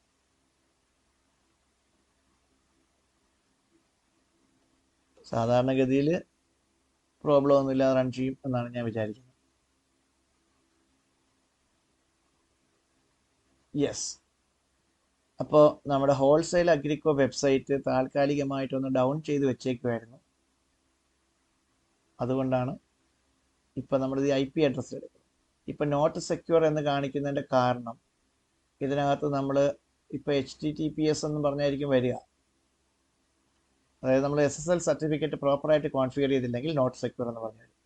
ഈ വെബ്സൈറ്റിൽ യഥാർത്ഥത്തിൽ നമ്മൾ SSL കോൺഫിഗർ ചെയ്തിട്ടുണ്ട്. പക്ഷേ ഇപ്പോൾ ഒരു പുതിയ IP അഡ്രസ്സാണ് വന്നിരിക്കുന്നത്. അപ്പോൾ IP അഡ്രസ്സ് ചേഞ്ചായി. അപ്പോൾ നമ്മൾ SSL റീജനറേറ്റ് ചെയ്യണം. കാരണം ഓരോ തവണ നിങ്ങൾ സ്റ്റോപ്പ് ചെയ്ത് സ്റ്റാർട്ട് ചെയ്ത് കഴിഞ്ഞാൽ ഗൂഗിൾ നിങ്ങൾക്ക് പുതിയ IP തരും. വളരെ ശ്രദ്ധിക്കുക. നിങ്ങൾ ഫുള്ളി സെറ്റപ്പ് ചെയ്തിരിക്കുന്ന വെബ്സൈറ്റുകളിൽ നിങ്ങൾ സ്റ്റോപ്പ് ചെയ്ത് സ്റ്റാർട്ട് ചെയ്യാൻ ശ്രമിക്കരുത്. അതായത് VM ഇൻസ്റ്റൻസ് മൊത്തത്തിൽ നിങ്ങൾക്ക് അപ്പാച്ചെ സെർവറൊക്കെ നിങ്ങൾക്ക് വേണമെങ്കിൽ കമാൻഡ് ലൈനിൽ പോയി നിന്നിട്ട് റീസ്റ്റാർട്ടൊക്കെ ചെയ്യാം. അത് ഈ IP അഡ്രസ്സുമായിട്ട് ബന്ധമായി. പക്ഷേ ഇൻസ്റ്റൻസ് തന്നെ നിങ്ങൾ സ്റ്റോപ്പ് ചെയ്യുകയും സ്റ്റാർട്ട് ചെയ്യുകയും ചെയ്ത് കഴിഞ്ഞാൽ നിങ്ങളുടെ IP അഡ്രസ്സ് ചേഞ്ച് ആവും. കാരണം നിങ്ങൾക്ക് ഡെഡിക്കേറ്റഡ് IP അഡ്രസ്സ് അല്ല, നിങ്ങൾക്കൊരു ഷെയർഡ് IP അഡ്രസ്സാണ് തന്നിരിക്കുന്നത്. നിങ്ങൾ റീസ്റ്റാർട്ട് ചെയ്യുന്നത് വരെ മാത്രമേ നിങ്ങൾക്ക് IP അഡ്രസ്സ് കിട്ടൂ. നിങ്ങൾ സ്റ്റോപ്പ് ചെയ്ത് കഴിയുമ്പോൾ നിങ്ങളുടെ IP അഡ്രസ്സ് റിമൂവ് ആവും. റിമൂവ് ആകുമ്പോൾ നിങ്ങളുടെ പർട്ടിക്കുലർ IP അഡ്രസ്സ് നിങ്ങൾക്ക് വേണ്ടി റിസർവ് ചെയ്യത്തില്ല. കാരണം നിങ്ങൾ ഇനി എപ്പോഴാണ് സ്റ്റാർട്ട് ചെയ്യുന്നത് എന്നൊന്ന് പ്രെഡിക്റ്റ് ചെയ്യാൻ പറ്റാത്തതുകൊണ്ട്. അപ്പോൾ നിങ്ങൾ റീസ്റ്റാർട്ട് ചെയ്യുമ്പോൾ നിങ്ങൾക്ക് ഒരു പുതിയ IP അഡ്രസ്സ് റാൻഡമായിട്ട് അലോക്കേറ്റ് ആവും. അതാണ് സംഭവിക്കുന്നത്. ഓക്കെ, ശരി. അപ്പോൾ ഈ വെബ്സൈറ്റ് ഓൾറെഡി വേർഡ്പ്രസ്സിലുള്ള വെബ്സൈറ്റ് ആണ്. ഇത് ഓൾറെഡി ഇംപ്ലിമെൻറ്റഡ് ആണ്. ഓക്കെ, ഇതിൻ്റെ കണ്ടന്റിന് നമുക്ക് യാതൊരു ഇമ്പോർട്ടൻസും ഇല്ല. ഞാൻ ഈ വെബ്സൈറ്റ് നിങ്ങളെ ജസ്റ്റ് ഒന്ന് കാണിക്കുന്നു എന്നേ ഉള്ളൂ.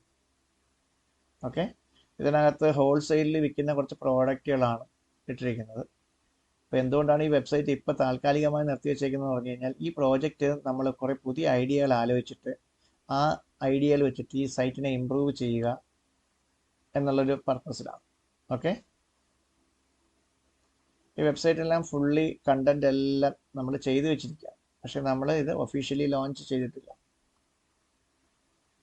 പിന്നെ ഇതിന് നമ്മൾ wholesaleagrico.com എന്ന് പറയുന്ന ഡൊമൈൻ വെച്ച് പോയിന്റ് ചെയ്തിട്ടുണ്ടായിരുന്നു.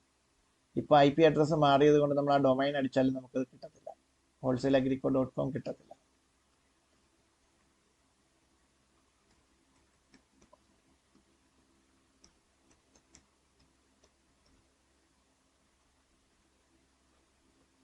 കിട്ടത്തില്ല എന്നാണ് ഞാൻ വിചാരിക്കുന്നത്, കാരണം അതിന് ഈ IP ആയിട്ട് യാതൊരു കണക്ഷനും ഇല്ല. എന്താണ് സംഭവിക്കുന്നത്? Still running.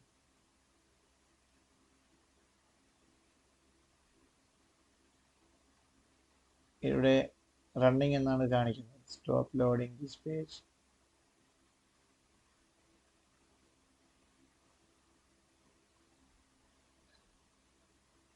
അപ്പോൾ അത് റെസ്പോണ്ട് ചെയ്യുന്നില്ല എന്ന് വെച്ചാൽ അത് IP അഡ്രസ്സ് കറക്റ്റ് അല്ലാത്തതുകൊണ്ടാണ് റെസ്പോണ്ട് ചെയ്യാത്തത്. ഓക്കെ. അപ്പം നിങ്ങൾക്ക് ഞാൻ ഈ വെബ്സൈറ്റ് ലോഞ്ച് ചെയ്ത് കാണിച്ചു, നമ്മൾ ആദ്യം എടുത്തതായിരുന്നു. ഓക്കെ. അപ്പോൾ വീണ്ടും നമ്മൾ കൺസോളിലേക്ക് പോവുകയാണ്, ഗൂഗിളിൻ്റെ ഡാഷ്ബോർഡിലേക്ക് വന്നു. ഓക്കെ, VM ഇൻസ്റ്റൻസിൽ നമ്മൾ നിൽക്കുകയാണ്. ഇപ്പം നമ്മൾ ഈ VM ഇൻസ്റ്റൻസ് സ്റ്റാർട്ട് ചെയ്തു. ഇനി ഇതിനകത്ത് നമുക്ക് എന്തൊക്കെ ചെയ്യാൻ പറ്റും എന്നുള്ളതാണ് നമുക്ക് മെയിൻലി അറിയേണ്ടത്.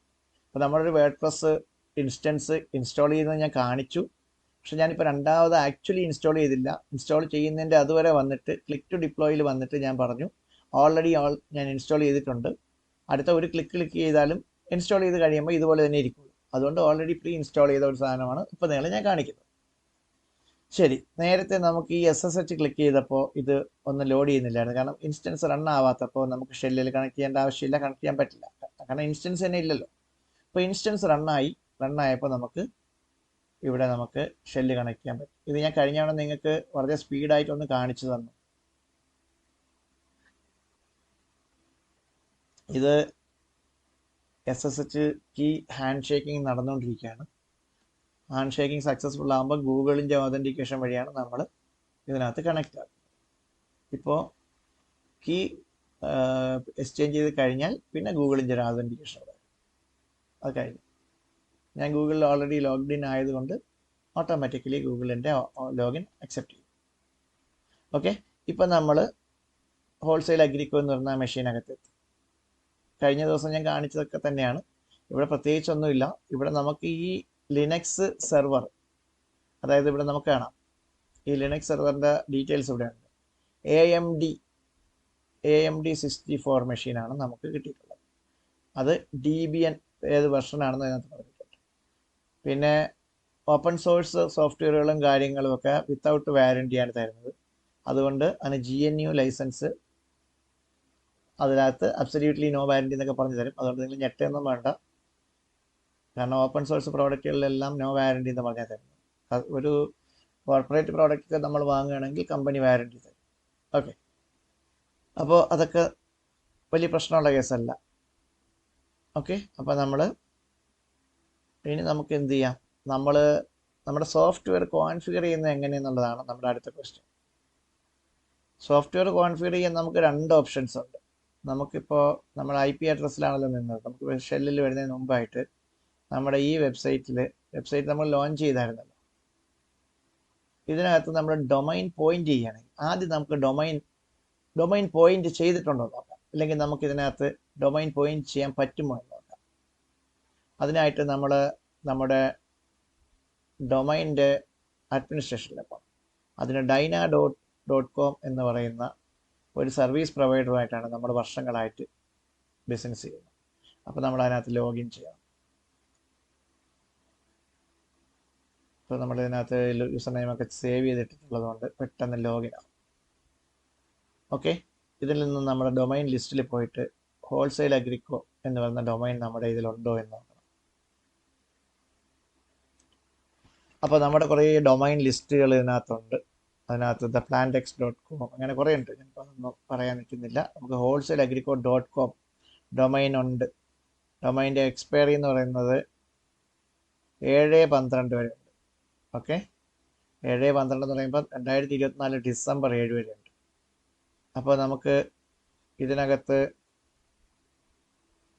ഗൂഗിളിൻ്റെ നെയിം സെർവേഴ്സ് A1. ഈ പേര് നിങ്ങൾക്ക് കാണാൻ പറ്റുമല്ലോ, ഗൂഗിളിൻ്റെ നെയിം സെർവേഴ്സ്. ഇവിടെ നമ്മൾ ക്ലിക്ക് ചെയ്ത് കഴിഞ്ഞാൽ നെയിം സർവേഴ്സ്. ഇത് ഡൈനാഡോട്ട് എന്ന് പറയുന്ന ഡൊമൈൻ പ്രൊവൈഡറിൻ്റെ ഇൻ്റർഫേസിൽ നമ്മൾ ഗൂഗിളിൻ്റെ നെയിം സർവേഴ്സ് കൊടുക്കണം. അപ്പോൾ നമ്മൾ ഗൂഗിളിൻ്റെ നെയിം സർവേഴ്സ് കൊടുക്കുന്നതിന് മുമ്പായിട്ട് ഗൂഗിളിൽ നമ്മൾ DNS ക്രിയേറ്റ് ചെയ്യണം. അപ്പോൾ നമുക്ക് ആദ്യമേ എന്ത് ചെയ്യാം, നമ്മളിപ്പോൾ വേർഡ് പ്രസ് ഇൻസ്റ്റാൾ ചെയ്തതിന് ശേഷം നെക്സ്റ്റ് സ്റ്റെപ്പ് എന്ന് പറയുന്നത്, ഇതൊക്കെ ഇപ്പോൾ നമ്മൾ കണ്ടല്ലോ, നമ്മുടെ ഇൻസ്റ്റൻസ് എങ്ങനെ ഇരിക്കും, അതിൻ്റെ ഡീറ്റെയിൽസ് എന്താണെന്നൊക്കെ നമ്മൾ കണ്ടു കഴിഞ്ഞു. ഇനി നമ്മൾ ഈ VM ഇൻസ്റ്റൻസ് നമുക്ക് മനസ്സിലായി. ഇനി നമ്മൾ അടുത്ത ചെയ്യാൻ പോണത് ഈ ഇൻസ്റ്റാൾ ചെയ്ത ഈ സോഫ്റ്റ്വെയർ, വേർഡ് പ്രസ് എന്ന് പറയുന്ന വെബ്സൈറ്റ് ആപ്ലിക്കേഷൻ സോഫ്റ്റ്വെയർ നമ്മൾ IP അഡ്രസ്സ് ഉപയോഗിച്ച് നമ്മൾ ലോഞ്ച് ചെയ്തു ഓൾറെഡി. ഇനി നമുക്ക് അതിനെ ഡൊമൈൻ ഉപയോഗിച്ച് ലോഞ്ച് ചെയ്യണം. അപ്പോൾ ഡൊമൈൻ ഉപയോഗിച്ച് ലോഞ്ച് ചെയ്യണമെങ്കിൽ നമ്മൾ DNS സെറ്റ് ചെയ്യണം. ഓൾറെഡി നമ്മൾ ഹോൾസെയിൽ അഗ്രിക്കോയ്ക്ക് വേണ്ടി DNS സെറ്റ് ചെയ്തിട്ടുണ്ടോ ഇല്ലയോ എന്ന് പോയി നോക്കാം. അതിന് നമ്മൾ ആദ്യം എടുക്കേണ്ടത്, ഒന്നുകിൽ ഇവിടെ നിന്ന് നമുക്ക് സെലക്ട് ചെയ്ത് DNS എടുക്കാം, അങ്ങനെ ഒരു ഓപ്ഷൻ ഉണ്ട്. ഇവിടെ ഇങ്ങനെ നോക്കി നമ്മൾ കണ്ടുപിടിച്ചെടുക്കണം. അങ്ങനെ കണ്ടുപിടിച്ചെടുക്കാൻ പറ്റുന്നില്ല എങ്കിൽ വളരെ എളുപ്പത്തിൽ ഗൂഗിൾ നമുക്കൊരു സൗകര്യം തന്നിട്ടുണ്ട്. നമുക്ക് ഇവിടെ domain name surveyors, DNS, cloud DNS, okay domain name services ആണ്. അപ്പോൾ നമ്മൾ എന്ത് ചെയ്യണം, ഇവിടെ ക്ലിക്ക് ചെയ്യണം.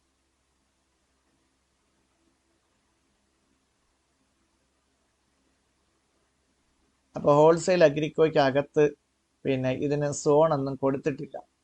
പക്ഷേ ഹോൾസെയിൽ അഗ്രിക്കോയ്ക്ക് ഉള്ള സോൺ വേറെ എവിടെയെങ്കിലും ക്രിയേറ്റ് ചെയ്തിട്ടുണ്ടോ എന്ന് ഡൗട്ടുണ്ട്. കാരണം നമ്മൾ ഇവിടെ എടുത്തപ്പോൾ നമുക്ക് ഗൂഗിളിൻ്റെ സെറ്റിങ്സ് നമുക്ക് ഇവിടെ കിട്ടി. അതിൻ്റെ അർത്ഥം നമ്മൾ ഓൾറെഡി എപ്പോഴോ DNS സെറ്റ് ചെയ്തിട്ടുണ്ടായിരുന്നു. ഒന്നുകിൽ ഇത് ഡിലീറ്റ് ചെയ്ത് കളഞ്ഞു, അല്ലെങ്കിൽ വേറെ ഏതെങ്കിലും പ്രോജക്റ്റിൽ ഇതിനെ ആഡ് ചെയ്തിട്ടുണ്ട്. അപ്പോൾ നമുക്ക് മറ്റേതെങ്കിലും പ്രോജക്റ്റ് എടുത്ത് നോക്കാം. ഇപ്പോൾ ഹോൾസെയിൽ അഗ്രിക്കോയുടെ എടുത്തത്, നമുക്ക് ബാംഗ്ലൂർ അഗ്രിക്കോ എടുത്ത് നോക്കാം. ചിലപ്പോൾ അതിനകത്ത് ചിലപ്പോൾ ഹോൾസെയിൽ അഗ്രിക്കോയുടെ അത് കാണും. ഇവിടെ ഉണ്ട്, ഹോൾസെയിൽ അഗ്രിക്കോ ഉണ്ട്. അപ്പോൾ നമുക്ക് ഏതെങ്കിലും ഒരു പ്രോജക്റ്റിനകത്ത് DNS സെറ്റ് ചെയ്താലും ഇത് വർക്കാവും. അതിൻ്റെ പ്രോജക്റ്റിൽ നിന്ന് വേണമെന്നൊന്നുമില്ല. അപ്പോൾ ഹോൾസെയിൽ അഗ്രിക്കോ നമുക്കിവിടെ ഓപ്പൺ ചെയ്യാം. അതിനകത്ത് നമ്മൾ ഒത്തിരി കോൺഫിഗറേഷൻസ് ഒക്കെ ചെയ്തിട്ടുണ്ട്. ഇതിനകത്ത് നമ്മൾ ഇവിടെ നോക്കുക, ടൈപ്പ് നോക്കുക, ഇത് നെയിം സെർവർ NS നോക്കൂ, അത് എടുക്കുക. അപ്പോൾ അതിനകത്ത് നമുക്ക് നെയിം സർവേഴ്സ് കാണിക്കും. NS ക്ലൗഡ് A1 ഇത് തന്നെയല്ലേ അവിടെ ഉള്ളത്, NS ക്ലൗഡ് A1 അതാണ് അവിടെ ഉള്ളതെങ്കിൽ നമുക്ക് ഇമ്മീഡിയറ്റ് ആയിട്ട് നമുക്ക് ഇതിനെ വർക്ക് ചെയ്യിപ്പിക്കാം. അതാണ് അവിടെ ഉള്ളത്. ഓക്കെ, ഇനി നമുക്ക് ഒരൊറ്റ കാര്യമേ ചെയ്യാനുള്ളൂ, നമ്മുടെ ഈ IP അഡ്രസ്സ് ചേഞ്ച് ചെയ്യണം. അതായത് നമ്മുടെ ഈ പ്രോജക്റ്റിൽ നമ്മളൊരു റെക്കോർഡ് ആഡ് ചെയ്തിട്ടുണ്ട്, റെക്കോർഡ്. ഓക്കെ, ഈ റെക്കോർഡിന് കറസ്പോണ്ടിങ് ആയിട്ട് ഏത് IP ആണ് കിടക്കുന്നത് നമ്മൾ നോക്കണം. ഇപ്പോൾ ഇത് 34 സ്റ്റാർട്ട് ചെയ്ത് 221 കിടക്കുന്നത്. ഇനി നമ്മൾ ഇവിടെ നിന്ന് നമ്മൾ തിരിച്ച് നമ്മുടെ VM ഇൻസ്റ്റൻസസ്, അല്ലെങ്കിൽ നമുക്ക് ഇങ്ങനെ നോക്കിയാലും മതി. ഇവിടെ നമുക്ക് ഇതിനെ എഡിറ്റ് ചെയ്യാൻ പറ്റുമെന്നാണ് എനിക്ക് തോന്നുന്നത്. ഇവിടെ എഡിറ്റ് ചെയ്യാൻ പറ്റുകയാണെങ്കിൽ നമുക്ക് IP അഡ്രസ് ചേഞ്ച് ചെയ്യാം. ചേഞ്ച് ചെയ്യാൻ നേരത്ത് നമ്മൾ പ്രോജക്റ്റ് സെലക്ട് ചെയ്താൽ മതി. നമുക്ക് ഡയറക്റ്റായിട്ട് സെലക്ട് ചെയ്യാൻ പറ്റുമെന്ന് നോക്കാം. ഇവിടെ ഒത്തിരി പ്രോജക്റ്റുകൾ കാണിക്കുന്നുണ്ട്. മൾട്ടി ടയർ വേർഡ് പ്രസ് ബൈസെൽ ഇല്ല, ഈ പ്രോജക്റ്റിലുള്ള IP അഡ്രസ് അല്ലാത്തതുകൊണ്ട് നമുക്ക് സെലക്ട് ചെയ്യാൻ പറ്റില്ല. ഈ പ്രോജക്റ്റ് അല്ലല്ലോ, ഇതിപ്പോൾ ബാംഗ്ലൂർ അഗ്രിക്കോ പ്രോജക്റ്റാണ് നമ്മുടെ അടുത്തത്, മറ്റേത് ഹോൾസെയിൽ അഗ്രിക്കോ പ്രോജക്റ്റാണ്. അപ്പോൾ നമുക്ക് ഡയറക്റ്റായിട്ട് സെലക്ട് ചെയ്തെടുക്കാൻ പറ്റത്തില്ല. അപ്പോൾ നമ്മൾ എന്ത് ചെയ്യും, നമ്മൾ നേരെ ആ VM ഇൻസ്റ്റൻസിൽ പോകണം. Computer engine VM instance. പക്ഷെ ഇപ്പോൾ നിൽക്കുന്ന പ്രോജക്റ്റ് ബാംഗ്ലൂർ അഗ്രിക്കോ അല്ലേ, നമ്മൾ ഹോൾസെയിൽ അഗ്രിക്കോയിൽ പോകണം. ഹോൾസെയിൽ അഗ്രിക്കോയിൽ പോയിട്ട് നമുക്കിവിടെ IP അഡ്രസ് ഉണ്ട്, നമുക്ക് കോപ്പി ചെയ്താൽ മതി. കോപ്പി ചെയ്തു എന്നിട്ട് നമ്മൾ വീണ്ടും എന്ത് ചെയ്യണം, DNS പോകണം. DNS ഇപ്പോൾ ഹോൾസെയിൽ അഗ്രിക്കോയ്ക്കല്ല, ബാംഗ്ലൂർ അഗ്രിക്കോയ്ക്കകത്താണ് നമ്മൾ ചെയ്തേക്കുന്നത്. അവിടെ നിന്ന് ഹോൾസെയിൽ അഗ്രിക്കോ എടുക്കുക, ഇത്രയേ ഉള്ളൂ. ഇനി നമ്മൾ എന്ത് ചെയ്യണം, IP അഡ്രസ് ചേഞ്ച് ചെയ്യണം. അത് നമ്മൾ റെക്കോർഡ് നോക്കിയെടുക്കുക. റെക്കോർഡിനകത്താണ് IP അഡ്രസ് എടുക്കുന്നത്. ഇത് എഡിറ്റ് ചെയ്യുക. ഇപ്പോൾ ഉള്ള IP അഡ്രസ് അല്ല നമ്മൾ കൊടുക്കാൻ പോകുന്നത്, വേറൊരു IP അഡ്രസ്സാണ് അല്ലേ. സാധാരണഗതിയിൽ നമ്മൾ ഒരു TTL, ടൈം ടു ലൈവ് എന്ന് പറഞ്ഞാൽ ആക്റ്റീവ് ആവാൻ വേണ്ടിയുള്ള ടൈം, നെറ്റ്വർക്കിൽ കൂടെ ഇത് പ്രൊപ്പഗേറ്റ് ചെയ്യാനുള്ള ടൈം നമ്മൾ 5 minutes ആണ് കൊടുക്കുന്നത്. എന്തായാലും നമുക്ക് 5 minutes വേണം. അപ്പോൾ നമ്മളിവിടെ സെറ്റ് ചെയ്ത് കഴിഞ്ഞാൽ ഈ IP അഡ്രസ്സ് അതിൻ്റെ ഡൊമൈൻ സെർവേഴ്സുമായിട്ട് കണക്റ്റഡ് ആവും. എന്ന് പറഞ്ഞാൽ ഈ IP അഡ്രസ്സ് ഇപ്പോൾ നമ്മൾ സേവ് ചെയ്യും. ഇപ്പോൾ ഇതിനകത്തൊരു നെയിം സെർവേഴ്സ് ഉണ്ടല്ലോ, ഇതിനകത്ത് 4 നെയിം സെർവേഴ്സ് ഉണ്ട്. ഈ 4 നെയിം സെർവേഴ്സ് ഗൂഗിൾ നമുക്ക് തരുന്ന നെയിം സെർവേഴ്സ്. ഈ നെയിം സെർവേഴ്സ് നമ്മൾ സാധാരണഗതിയിൽ നമ്മൾ പിന്നെ ഡൊമൈൻ പ്രൊവൈഡറിൻ്റെ ഇൻ്റർഫേസിൽ കൊണ്ടുപോയിട്ട് നെയിം സെർവേഴ്സിന് ആഡ് ചെയ്യും. ഇത് ആഡ് ചെയ്യുന്നതൊക്കെ വളരെ ഈസി ആയിട്ടുള്ള പ്രോസസ്സാണ്. ആഡ് നെയിം സെർവർ എന്നുള്ള ഓപ്ഷൻ കൊടുക്കുക. ഇവിടെ നമുക്ക് ഓൾറെഡി ആഡ് ചെയ്ത് നമുക്ക് സെലക്ട് ചെയ്തെടുക്കാൻ പറ്റും. ഇവിടെ തന്നെ നമുക്ക് ആഡ് ന്യൂ കൊടുക്കാനും പറ്റും. ഓക്കെ, അത് വേറൊരു സെഷനിൽ ഞാൻ പറഞ്ഞുതരാം. ഓക്കെ, ഇവിടെ നമുക്ക് ഓൾറെഡി എക്സിസ്റ്റ് ചെയ്യുന്നത് നമുക്ക് സെലക്ട് ചെയ്തെടുക്കാം, കാരണം ഇതെല്ലാം നമ്മൾ ആഡ് ചെയ്തിട്ടേക്കാം. അതിനകത്തുനിന്ന് 4 എണ്ണമാണ് ഇപ്പോൾ സെലക്ട് ചെയ്തിട്ടേക്കാം. ഇതിനകത്ത് ചേഞ്ചസ് ഒന്നുമില്ല, അതുകൊണ്ട് ഞാനിപ്പോൾ ഒന്നും ചെയ്യുന്നില്ല. ഓക്കെ, ഇത് നമ്മൾ ചെക്ക് ചെയ്യാൻ വേണ്ടി മാത്രമാണ് ഇതിൽ വന്നത്. ഇനി നമ്മൾ ചെയ്യാൻ പോണത്, നമ്മളിവിടെ വന്നു. ഇവിടെ ഈ ഗൂഗിൾ നമുക്ക് തരുന്ന നെയിം സെർവേഴ്സ് ഇതെടുത്തുകൊണ്ട് പോയിട്ടാണ് നമ്മൾ എന്ത് ചെയ്യുന്നത്, ആ ഡൈനാഡോട്ടിലുള്ള ഡൊമൈൻ കൺട്രോൾ പാനലിൽ കൊണ്ടുപോയി നമ്മൾ DNS ആഡ് ചെയ്തത്. അപ്പോൾ ഈ 4 DNS നമ്മുടെ IP അഡ്രസ്സിലേക്കാണ് പോയിന്റ് ചെയ്യുന്നത്. നമ്മുടെ IP അഡ്രസ്സ് എന്ന് പറഞ്ഞാൽ നമ്മളിപ്പോൾ ആഡ് ചെയ്തല്ലോ. ഇതിപ്പോൾ ഞാൻ എഡിറ്റ് എടുക്കുന്നെങ്കിലും സേവ് ചെയ്യത്തില്ല. ഓക്കെ, ഇത് ഈ 4 എണ്ണം. ഓക്കെ, ഈ 4 എണ്ണം ഗൂഗിൾ നമുക്ക് തന്നിരിക്കുക. ഇത് നമുക്ക് ഏതുമായിട്ടാണ് പോയിന്റ് ചെയ്യുന്നത്? ഇത് പോയിന്റ് ചെയ്യുന്നത് നമ്മൾ ഇതിനെ എടുത്തിട്ട് നമ്മൾ എയർ റെക്കോർഡിൽ പോവുക. നമ്മുടെ എയർ റെക്കോർഡിൽ നമ്മളിപ്പോൾ ഒരു IP അഡ്രസ്സ് ആഡ് ചെയ്തല്ലോ, ആ IP അഡ്രസ്സ് ഇവിടെ കാണിക്കുന്നുണ്ട്. ഈ IP അഡ്രസ്സ് ഗൂഗിൾ തരുന്ന IP അഡ്രസ്സാണ്. അപ്പോൾ നമ്മുടെ ഇപ്പോൾ IP അഡ്രസ്സ് ഇവിടെ കൊണ്ടുവന്ന് ആഡ് ചെയ്തതോടുകൂടി ആ 4 ഡൊമൈൻ നെയിം സെർവേഴ്സും ഈ IP അഡ്രസ്സുമായിട്ട് ലിങ്കായി അല്ലെങ്കിൽ പോയിന്റഡ് ആയി. എന്ന് പറഞ്ഞാൽ ഈ IP അഡ്രസ്സ് ഇപ്പോൾ നമ്മുടെ ഡൊമൈനുമായിട്ട് കണക്റ്റഡ് ആയി. അതായത് നമ്മൾ ഡൈനാഡോട്ടിൽ നിന്നാണ് നമ്മൾ ഡൊമൈൻ പർച്ചേസ് ചെയ്തിരിക്കുന്നത്, wholesaleagrico.com ആണല്ലോ.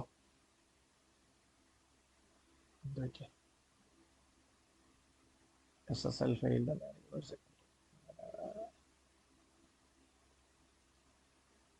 ഓക്കെ, അവിടെ എന്തോ പ്രശ്നം ഉണ്ടായിരുന്നു, അത് പോയി.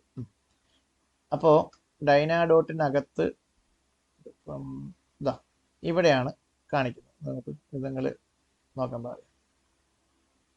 ഇത് ഇങ്ങനെയാണ് നമ്മൾ ഇതിൽ വരുന്നത്. 2 രീതിയിൽ വരാം. അപ്പോൾ നമ്മൾ നെയിം സെർവേഴ്സ് എന്നുള്ള ഓപ്ഷനാണ് എടുത്തിരിക്കുന്നത്. നെയിം സെർവേഴ്സ് എന്നുള്ള ഓപ്ഷനകത്താണ് ഇത് നമ്മൾ സെലക്ട് ചെയ്തിരിക്കുന്നത്. നമ്മൾ നേരത്തെ ആഡ് ചെയ്തു, എന്നിട്ട് ഇവിടെ നമുക്ക് സെലക്ട് ചെയ്തെടുക്കാം. ഓക്കെ, ചേഞ്ച് ചെയ്യണമെങ്കിൽ ഇവിടെ നിന്ന് ചേഞ്ച് ചെയ്യാം. ഓക്കെ, അത് അവിടെ ചേഞ്ച് ചെയ്യാവണമെങ്കിൽ നമ്മളിവിടെ ആഡ് ചെയ്ത് ചേഞ്ച് ചെയ്ത് കൊടുക്കാം. ഓക്കെ, അപ്പോൾ ചുരുക്കി പറഞ്ഞു കഴിഞ്ഞാൽ ഈ NS Cloud A1 googledomains.com എന്ന് പറയുന്നത് ഗൂഗിളിൻ്റെ നെയിം സെർവേഴ്സാണ്. ആ നെയിം സെർവേഴ്സുമായിട്ട് നമ്മൾ അവിടെ തന്നെ IP അഡ്രസ്സ് നമ്മുടെ ആപ്ലിക്കേഷൻ്റെ നമ്മുടെ പ്രോജക്റ്റിൻ്റെ IP അഡ്രസ്സ് അവിടെ കൊടുത്തു. അപ്പോൾ ഇവിടെ നമ്മൾ നെയിം സെർവേഴ്സ് കൊടുത്തു. നെയിം wholesaleagrico.com ഇവിടെ നിന്നാണ് എടുത്തിരിക്കുന്നത്. ആ നെയിം നമുക്ക് ഇതിലേക്ക് കണക്റ്റായി. ഇനി ഈ 4 നെയിം സെർവേഴ്സും അവിടെ നമ്മുടെ പ്രോജക്റ്റ് IP ആയിട്ട് കണക്റ്റഡ് ആണ്. അത് നമ്മൾ അവിടെ കൊണ്ടുപോയി കൊടുത്തു. അത് നമ്മുടെ നാട്ടിൽ ഇവിടെ കൊണ്ടുപോയി കൊടുത്തു, ഇവിടെ കൊടുത്തിരിക്കുക. ഓക്കെ ആണല്ലോ. അപ്പോൾ ചുരുക്കി പറഞ്ഞാൽ നമ്മുടെ ഡൊമൈൻ wholesaleagrico.com എന്ന് പറയുന്നത് ആരെങ്കിലും ടൈപ്പ് ചെയ്ത് കഴിഞ്ഞാൽ ഉടനെ നമ്മുടെ ഈ IP-യിലേക്ക് അത് പോയിന്റ് ആവും. ഈ IP-യിലേക്ക് പോയിന്റഡ് ആകുമ്പോൾ ആകുന്നതിൻ്റെ കാരണം എന്താണ്? നമ്മൾ നേരത്തെ പറഞ്ഞ 4 നെയിം സെർവേഴ്സ് അവിടെ കൊണ്ടുപോയി കൊടുത്തിട്ടുണ്ട്. ഈ 4 നെയിം സെർവേഴ്സ് ഇവിടെ നിന്ന് എടുത്ത് അവിടെ കൊണ്ടുപോയി കൊടുത്തു. എനിക്കൊന്ന് നിങ്ങൾക്ക് ക്ലിയർ ആയിട്ട് മനസ്സിലായത്. ഓക്കെ, അപ്പോൾ നമ്മൾ നമ്മുടെ ഡൊമൈൻ സെറ്റ് ചെയ്ത് കഴിഞ്ഞു. ഇനി നമ്മളത് പ്രൊപ്പഗേറ്റ് ചെയ്യുന്നതിനുള്ള ടൈമാണ് കൊടുക്കേണ്ടത്. നോർമലി നമ്മൾ ആദ്യമായിട്ടാണ് DNS ചേഞ്ച് ചെയ്യുന്നതെങ്കിൽ നമുക്ക് നോർമലി 24 മുതൽ 48 മണിക്കൂർ വരെ സമയമെടുക്കും ആ IP അഡ്രസ്സിലേക്ക് ആ ഡൊമൈൻ പോയിന്റ് ആയി വരാൻ. ഇതിപ്പോൾ നമ്മൾ ഓൾറെഡി സെയിം DNS തന്നെ ഉപയോഗിക്കുന്നു, ഒൺലി IP അഡ്രസ്സ് മാത്രമേ ചേഞ്ച് ആക്കുന്നുള്ളൂ. അതുകൊണ്ട് തന്നെ ഇവിടെ IP അഡ്രസ്സ് ചേഞ്ച് ആക്കാൻ വേണ്ടിയിട്ട് നമ്മൾ നേരത്തെ പറഞ്ഞത് ഇവിടെ തന്നെ നമ്മൾ നേരത്തെ പറഞ്ഞ് വെറും 5 മിനിറ്റാണ് നമ്മൾ സെറ്റ് ചെയ്തിരിക്കുന്നത്. TTL 5 minutes. എനിക്ക് ഒരുപക്ഷെ ഇപ്പോൾ അത് ആ ടൈം കഴിഞ്ഞിട്ടുണ്ട്. ഇനി നമ്മൾ wholesaleagrico.com ടൈപ്പ് ചെയ്ത് കഴിഞ്ഞാൽ നമുക്ക് നമ്മുടെ വെബ്സൈറ്റ് ഇപ്പോൾ കിട്ടും എന്നാണ് ഞാൻ പ്രതീക്ഷിക്കുന്നത്. അപ്പോൾ ഇതിനകത്തൊരു സർട്ടിഫിക്കറ്റ് ഇഷ്യൂ ഉണ്ട്. അപ്പോൾ നമ്മൾ ഇപ്പോൾ നമ്മുടെ ഡൊമൈൻ പോയിന്റഡ് ആയി, അതിനകത്ത് സംശയമൊന്നുമില്ല. അപ്പോൾ നമ്മുടെ ഒരു വെബ്സൈറ്റ് സോഫ്റ്റ്വെയർ ഇൻസ്റ്റാൾ ചെയ്തു, വേർഡ്പ്രസ് ഇൻസ്റ്റാൾ ചെയ്തു. അത് നിങ്ങൾ കണ്ടു ഞാൻ ഇൻസ്റ്റാൾ ചെയ്യുന്നത്. അത് ഇൻസ്റ്റാൾ ചെയ്യുന്നതിന് പകരം ഓൾറെഡി ഇൻസ്റ്റാൾ ചെയ്തിട്ട് നിങ്ങളെ കാണിച്ചു, ഇൻസ്റ്റാൾ ചെയ്യുന്ന സ്റ്റെപ്പും കാണിച്ചു. അപ്പോൾ നമ്മൾ വേർഡ്പ്രസ് ഇൻസ്റ്റാൾ ചെയ്തതിന് ശേഷം നമുക്ക് ഓട്ടോമാറ്റിക്കലി ഡൈനാമിക്കലി ഒരു എക്സ്റ്റേണൽ IP കിട്ടി.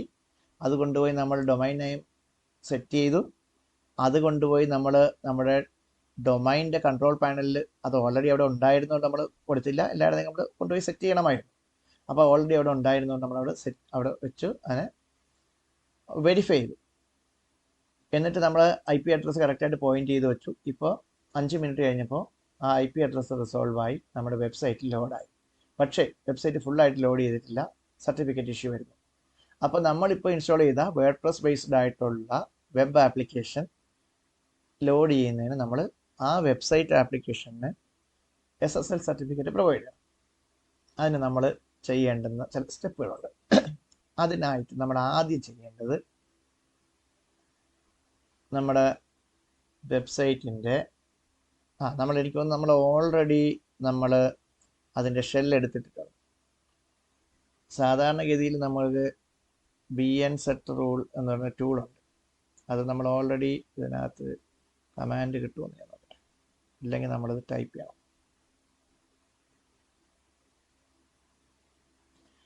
ഈ കമാൻഡ് എന്താണെന്ന് വെച്ച് കഴിഞ്ഞാൽ നമുക്ക് നമ്മുടെ സർവീസുകൾ റീസ്റ്റാർട്ട് ചെയ്യാനുള്ള ഒരു സംവിധാനം.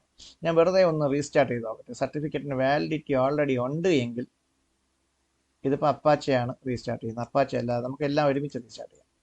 ഓക്കെ, സ്യൂഡോ എന്ന് പറഞ്ഞാൽ അറിയാമല്ലോ, അത് നമ്മളിപ്പോൾ അഡ്മിനിസ്ട്രേറ്ററിൽ പ്രിവിലേജ് മേടിക്കുകയാണ്. പിന്നെ നമ്മുടെ ലൊക്കേഷൻ നമ്മൾ നോക്കണം, OPT ബിറ്റ്നാമി എന്ന് പറയുന്ന നമ്മുടെ റൂട്ട് ഫോൾഡർ ഓഫ് ദിസ്. പിന്നെ കൺട്രോൾ സ്ക്രിപ്റ്റ് SH അതൊക്കെ അവിടെയാണ് നടക്കുന്നത്. അപ്പോൾ നമുക്ക് റീസ്റ്റാർട്ട് ചെയ്യാം. ഓക്കെ HTTPD സ്റ്റോപ്ഡ്, പിന്നെ സ്റ്റാർട്ടഡ് എന്ന് പറയും. എന്തൊക്കെയോ സ്റ്റോപ്പായി, എന്തൊക്കെയോ സ്റ്റാർട്ടായി. എന്തൊക്കെയാണ് സ്റ്റോപ്പായത്? അപ്പാച്ചെ വെബ് സെർവർ സ്റ്റോപ്പായി, PHPയുടെ FPM സ്റ്റോപ്പായി, MySQL സ്റ്റോപ്പായി. അത് 3 സ്റ്റോപ്പായി. MySQL വീണ്ടും സ്റ്റാർട്ടായി, PHP FPM സ്റ്റാർട്ടായി. വേർഡ്പ്രസ് റൺ ചെയ്യുന്നതിന് PHP ആവശ്യമാണ്.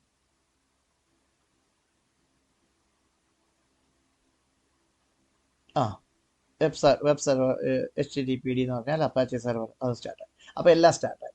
ഇപ്പം നമുക്ക് SSL സർട്ടിഫിക്കറ്റ് ഓൾറെഡി കോൺഫിഗേർഡ് ആണെങ്കിൽ നമുക്ക് ഫ്രഷ് ആയിട്ട് എടുക്കാം. ഹോൾസെയിലായിട്ട് പോകും.